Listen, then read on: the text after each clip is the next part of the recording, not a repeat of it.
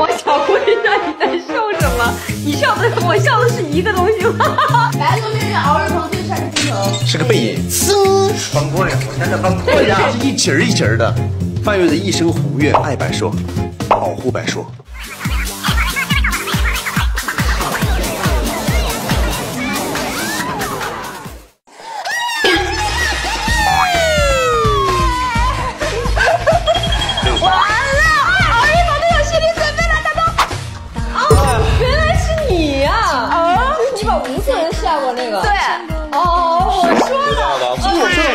准备了，我已经看过我的视频，看过。你总结了一下去年下了多少人啊？对，我刷到过。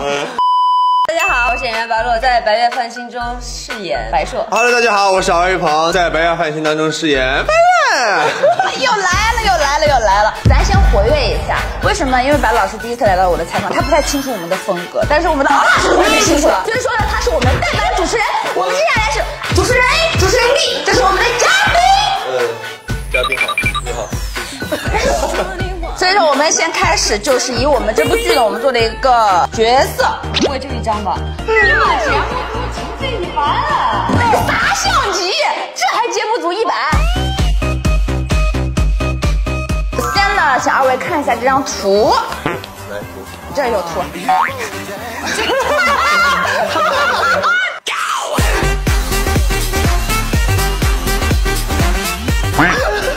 我看这个小的其实也够了。先我们的先看吧啊，白老师姓名我有2个角色，一个叫白硕，一个叫心月，然后标签3个词啊，阳光、努力、正能量，性格人见人爱，很好相处，爱好白硕的爱好，收集福禄，白硕爱范月，我知道爱好，只是没有想到突然起来的这一对有点让我接不住话。成就和高光啊，你可以讲10个，你讲10个他就讲20个，你讲几个他双倍。是。小缺点，那我就讲3个吧。己午念、元神、报恩，技能又要讲3个。技能。己午念，成神。它可以使用一王剑，然后它可以召唤无面石的力量，然后它也非常的努力，评价就是很努力。你用一个你本人接受不了的比较油腻的话词自我评价一下角色。他白硕，他白硕我没有什么好说不出口的。白硕，你真是世界上最可爱的仙女。来不了。就是表面看起来震惊，其实脚趾头已经在上面抠地了，自己把自己抠城堡了。白硕我没有什么好说不出口的。上一世的我披星戴月，这一世的我过关斩将。我上一世的我叫心月，白硕的一生宏愿是重生报恩。但是这个自我评价啊，我知道我评价哪一点。好可爱呀！因为我刚刚在现场知道他受不了可爱的，为什么？不能说他可爱，接下来用钢铁直男。那我们这样好不好？让他用最可爱的声音来做完这个任务，就是最可爱的声音。我怕播不了吧？可以播的吧？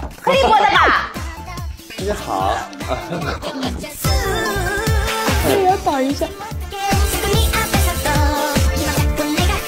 大家好。好，算了，我要正常一点。姓名敖日鹏啊，不，姓名范月是吧？姓名范月，然后我呢也有2个名字，一个是静渊，一个是范月。我的标签呢3个词呢就是高冷，然后呢外冷、内热，都是3个词。你真会呀！那我再换一个吧。有担当，有责任感，然后性格呢高冷、外冷、内热。你俩是背好词过来了。内热。爱好是白硕。原来刚才对他是这种感觉，我都猜到了。懂了吧？用一句话他的形容多爱。哎呦我的妈，我鸡皮疙瘩起来了。他的粉丝之前有说过不够狠。你的节目不够狠，对他不够狠。那他的粉丝应该已经习惯了，不能再狠了。所以说今天玩更大的，包括你也是。成就灭掉冷清宫。己午念我也有参与其中，我的高光，我在一城基本上救了所有人，然后拯救那个整个东路，我还救了白硕。白硕跟白皙都是你救的。我的技能挥舞斩荒链，然后呢，我还会操控紫月，代表月亮消灭它。我还有一个技能就是瞬移，就是敖老师可能就是以前对仙侠就有一种幻想，可能他一动，然后就会 CG 给他做瞬移，你知道吗？对，那天他还做了一个这动作，导演问他你在等什么？我在等瞬移。这词儿已经收到了。根本没有说，因为他是那个镜头是让他自己过去，或者坐轨道过去。哦，但他已经在等了，然后没有人跟他说你这个镜头做到哪，他就。导演说：“红红你在等什么？等瞬移啊！”这个我可以申请把花絮放出来吧？自我评价。用最可爱的声音吧。范月呢就是比较高冷。我决定下次来之前还是看一下体育课。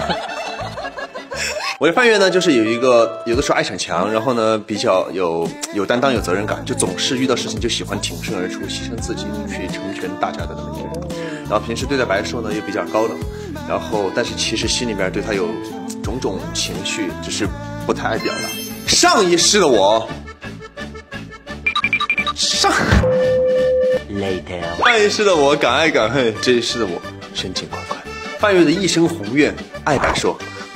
保护白硕。好了，我们跳过这一趴了哈。跳过这一趴，因为我们这一趴就是我也没有想到时间这么长，我们这一趴设定的时间其实是30秒，我觉得。啊。对，跟类似于快攻快打。我的姓名啊，姓名不是姓名好，下一趴。那我们接下来就来到我们的提问环节，也就是我们的汗流浃背。我已经汗流浃背了。第一个问题很简单，你俩衣服谁最贵？啊，你看看我，外袍脱掉，你看看他这个华贵雍容华贵，我这个一身褴褛。好好说，雅姐就在隔壁。我这也很富贵了。好，那你就评价一下对方与角色的契合度。范月的魅力还是挺多的，虽然他是一个大妖的一个形象，但是在他年轻的时候，刚成为妖王的时候，他虽然是那种很桀骜，其实他会就是把那些受伤的仙妖都收入到自己的皓月殿。他是一个妖王，然后很有威严的一个人，但他其实特别有大爱。前两天有一句台词说，从前世人都觉得皓月殿主生性残暴，现在他们会发现你才是最慈悲的那一个。两位确定出演白月的原因是什么？我就觉得不太一样，不是说他一上来就是个仙，他讲的是过程，而不是那个结果，就呈现以后的结果。而且这一路过关斩将以后，我们有5个副本嘛，5个副本相当于5个故事，然后每个故事都会遇到新的演员，就新的剧情，对。就是人都不一样，是的，是的，而且我们的服装、景类型也都风格都不一样。比如说你们会看那个小狐妖，那种，然后后来还有这边有碎花那种是菩提村，对，然后还有异人城，就是很多副本，就我觉得很丰富。那敖老师呢？你为什么出演？我觉得我要演这个戏，我特别的激动。之前没有怎么演过，就仙侠里的那种高冷范儿的那种角色，我想尝试一些不同的角色。最开始制片人来跟我讲这个整个故事的时候，我也觉得非常的吸引人。就像刚才白石老师说的，我们有不同的单元，然后有不同的像那种历险一样，我觉得会非常有意思。那你觉得白月是一个什么样的仙侠剧？我觉得我们这个剧是一个接地气的那么一个仙侠剧，台词啊、故事情节啊，其实我都觉得是一个接地气的那种故事，就一个接一个，一个接一个扣在一起的。我觉得白月跟其他仙侠不太一样的是，白月比较落地吧，武术指导，他不太喜欢花招式。对对对，他喜欢实打实，就自己亲自，就如果能够完成的话，自己来完成。他很喜欢转圈圈，每天都期盼着自己能转2圈。是的。他很喜欢拍打戏。那我们这部戏的打戏有没有一些特定的手势或者特定的点？一般仙侠剧它都是会有一些招式嘛。我是使用一王剑，所以我用剑会比较多。我呢是用的那个斩荒链，对，所以我用那个链子。他武器很好看，武器很好看。我又想到一个好笑的点，说就是这位哥哥吧，拍打戏他喜欢配音，自己给自己配啊，不会配的，对，差不多就是这样。然后有一天他就是。其实动作做得很好，但他就是慢放镜头，擦擦。如歌老师说，咔，好不好？很好，但是你刚才配音了，然后他就说啊，但是每次啊，你慢镜头嘴都是嘟着的。现场可以表演一下，速杀杀杀。比如说这个纸，如果是用这个，就是辫子的那个辫子的，但打在不同的物体上，它也会有不同的声音。你抽出列子的声音来一个，崩溃了，我真的崩溃了。它是一节儿一节儿的，它是在那个一节儿一节儿的，它会有那种特效，然后就卡在一起了，就卡上一根，然后，你们不会笑吗？笑啊！后来就开始人传人的现象了。后来我也开始配音，那你怎么背？我也忘了，我只配过那一次，就是类似吧，差不多。没控制住，没控制住，是不是就属于那种搞笑的人传人？因为有人说我们这个剧组就是疯，挺疯的。是的，主要就是姚儿童在人不疯吗？那你们俩评价到底是谁更带谁疯？我觉得他，这个问题你不用问了，肯定是这样的。网友都很好奇你们当时说了什么，你才会飞踢他。你们看了？我去找乱珠拍戏了。情敌那天拍完，我们好像3-4天没有对手戏，然后我还出一趟差，然后就临走的时候告诉别人，就是好好保重啊，老师，好好保重。哎，好，过两天见，过两天见。他说，我去找乱珠了，然后就飞踢过来了。那你们可以互相评价一下对方的精神状态。有一天我在改头，敖日鹏收工了，怎么知道他收工的呢？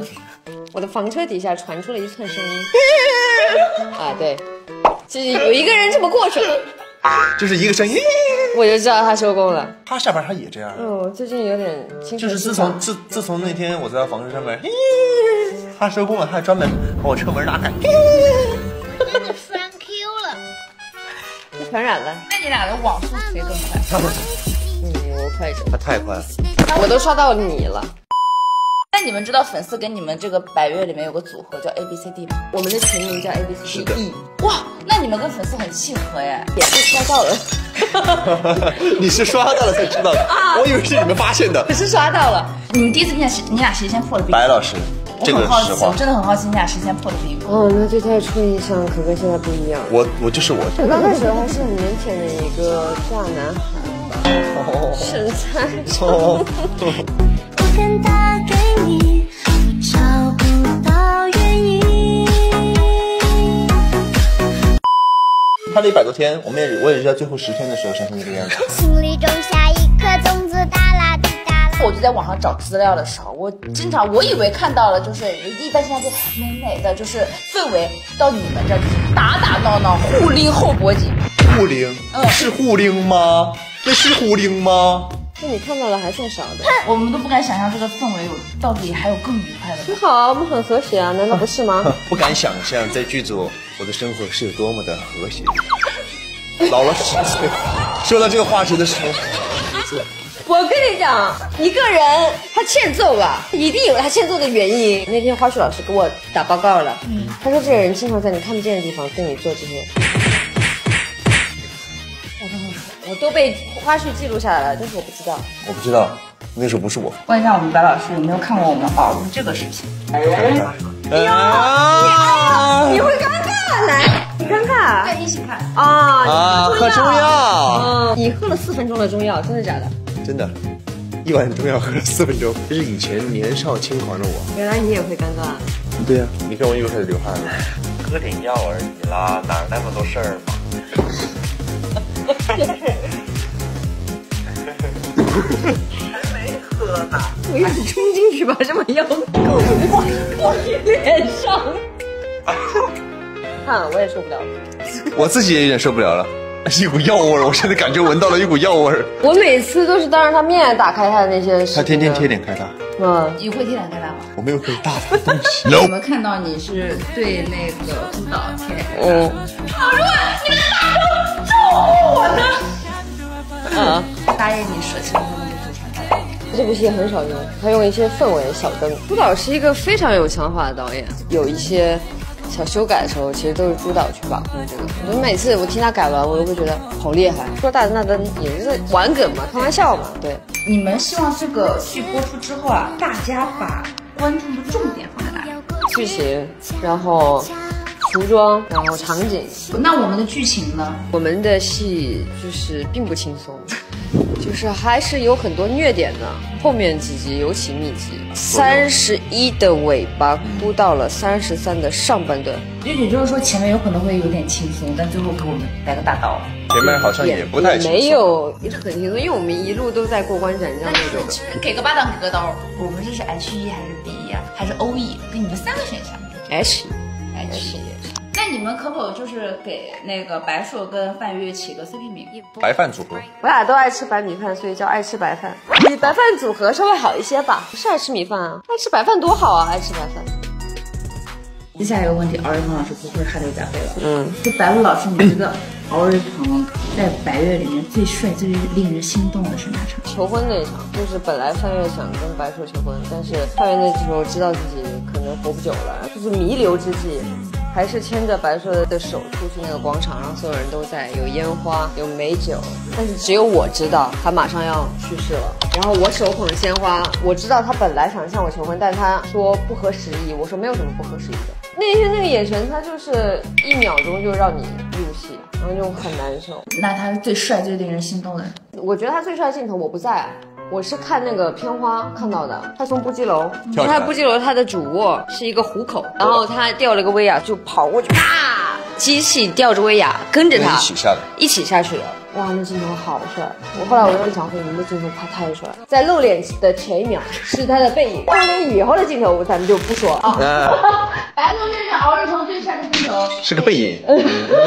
敖瑞鹏老师，你觉得白鹿老师最美的一场戏是哪场戏？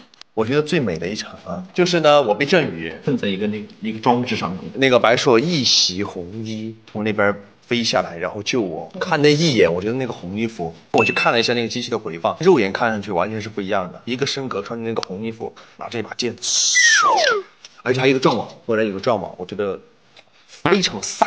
而且非常的好看，红衣服真的很好看，带一点那个战损。因为问题马上问完了，又得让他们讲背了。可请敖瑞鹏用重庆话选一句土味情话输给粉丝。你来试试。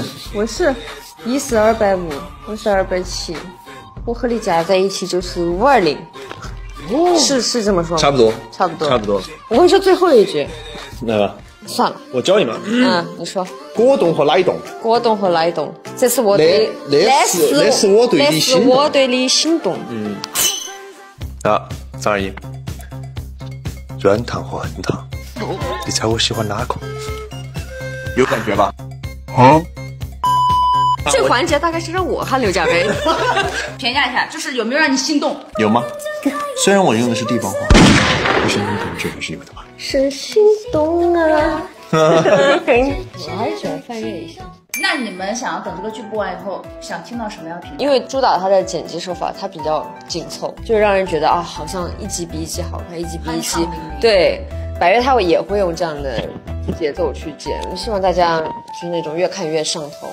就是我希望大家见到一个好的评价，因为这是我们算是我输出了，我尽力了，然后我饰演了那么一个角色。当然有建议，我们也就是吸收接纳，对吧？实在不夸我也没事。希望大家可以快乐追剧就好。是的。节目最后让敖瑞鹏说2句吧，用你自己的话术向屏幕前的朋友们安利一下《白月繁星》这部戏吧。观众朋友们大家好，希望观众朋友呢能够按时收看我们的《白月繁星》，希望《白月繁星》不辜负你们的期待，然后多夸一下。多夸一下谁？多夸一下我。他话是这么说，但他平时不经夸。是的，我就不喜欢别人夸我，夸他的话一点听不下去。你夸我就不知道怎么回。自己不好的觉得不好的东西，他放大无数倍。你夸我一个试试呢？好可爱。你看，我就不知道怎么回出来。我感觉他已经免疫了。他还有什么敏感的？就是敏感，他从来不看回放，他都是陆姐替我看一下，我眼睛在我身上，我怎么替你看一下？我说哦 ，OK 的，你是有看自己的羞耻症吗？因为我有。对，羞耻症。我看自己很习惯，他看自己很习惯。那你剧播了会自己看吗？我看的。白月繁星他应该是会看的，我肯定会看的。所以说我们今天非常的开心。节目的最后呢，就是用一句话来评价一下这一次踩小子这个感受。汗流浃背。期待下次与你相见。本期的视频就到此结束了。结束了。让我们欢迎下一对新人。什么？拜拜。白老师在片场戏里边的精神状态是正常的，线下有点异常。他的异常。我觉得我们俩差不多。绝对太对，绝对是太对，我都被他带偏了。